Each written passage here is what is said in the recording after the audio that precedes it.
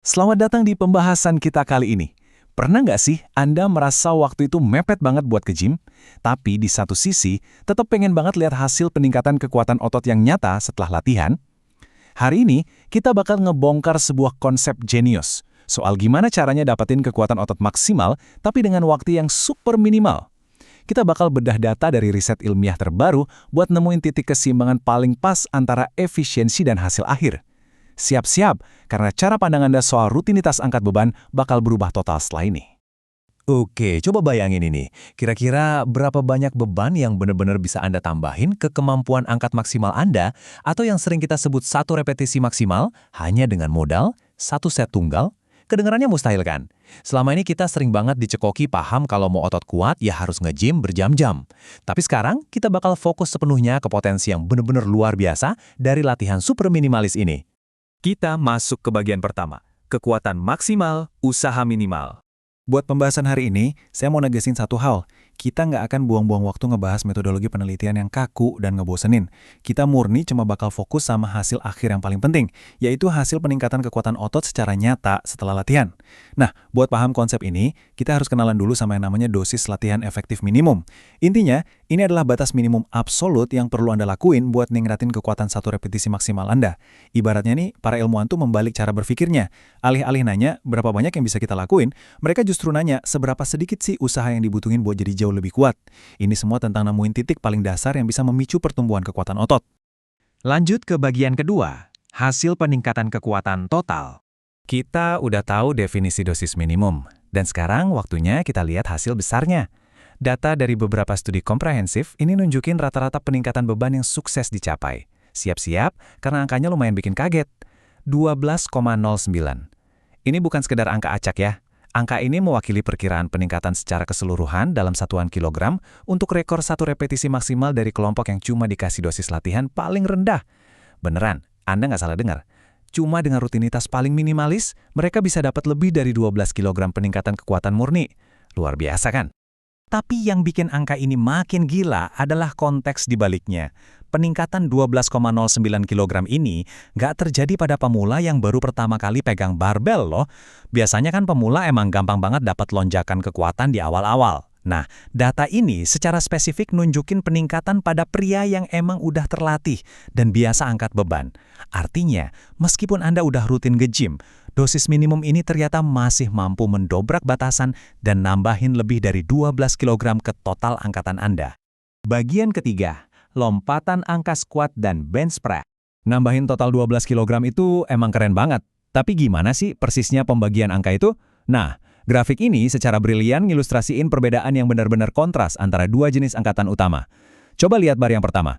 Angkatan squat ngalamin lonjakan yang super masif, rata-rata nambah sampai 17,48 kg. Sementara itu, di bar kedua, bench press juga ngalamin peningkatan yang solid di angka 8,25 kg. Di sini kelihatan banget ya, gimana otot tubuh bagian bawah ngasih respon yang luar biasa kuat terhadap rangsangan yang super minimal ini. Mari kita renungin perbedaan hasil ini sebentar. Peningkatan di squat itu lebih dari 2 kali lipat dibandingin peningkatan di bench press. Coba visualisasiin deh. Anda nambahin lebih dari 17 kg piringan beban besi ke barbel squat Anda, mecahin rekor maksimal Anda sebelumnya, dan Anda berhasil ngelakuin itu cuma dengan porsi latihan paling minim. Ini jadi bukti nyata kalau untuk otot-otot besar di tubuh bagian bawah, intensitas yang singkat tapi benar-benar terfokus bisa ngehasilin adaptasi peningkatan kekuatan otot yang sangat drastis setelah latihan.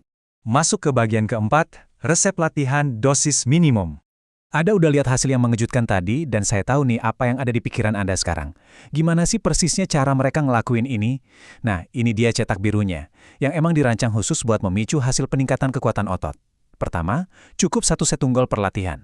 Kedua, frekuensinya santai aja, cuma 1-3 kali per minggu. Ketiga, target repetisinya ada di kisaran 6-12 repetisi. Dan yang terakhir, bebannya harus cukup berat, yaitu sekitar 70-85% dari kemampuan maksimal satu repetisi Anda.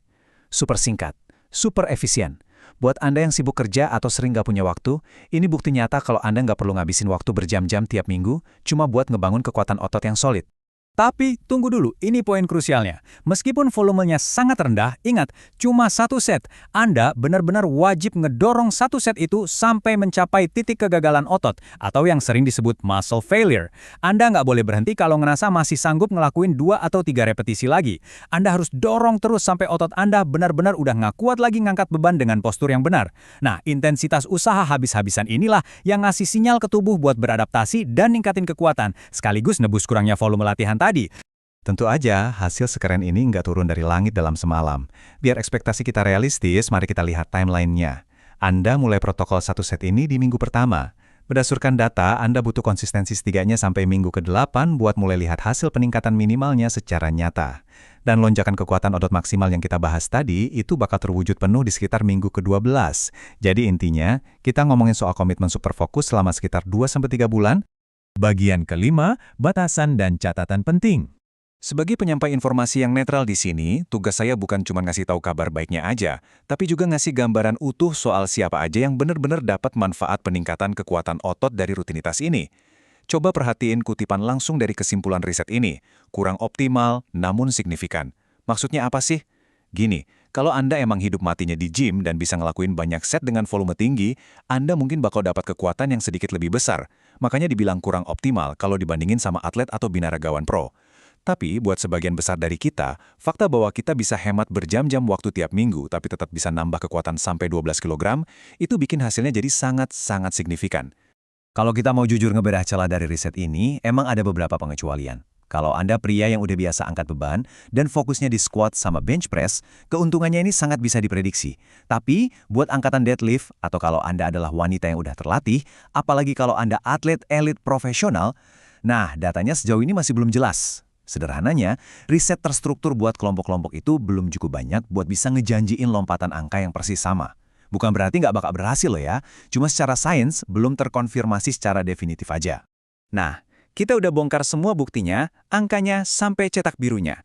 Peningkatan kekuatan otot total 12 kg cuma dengan modal satu set yang didorong sampai batas maksimal dilakukan 2-3 kali seminggu. Sekarang, ada satu pertanyaan provokatif buat Anda.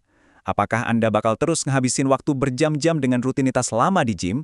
Atau jangan-jangan inilah saatnya buat ngerombak jadwal latihan Anda dan ngebuktiin sendiri khasiat dosis minimum ini? Kadang-kadang nih ya, buat dapetin hasil peningkatan otot yang maksimal, kita justru harus berani ngelakuin hal yang paling minimal. Terima kasih udah ngikutin pembahasan visual kali ini, dan selamat mencoba latihannya.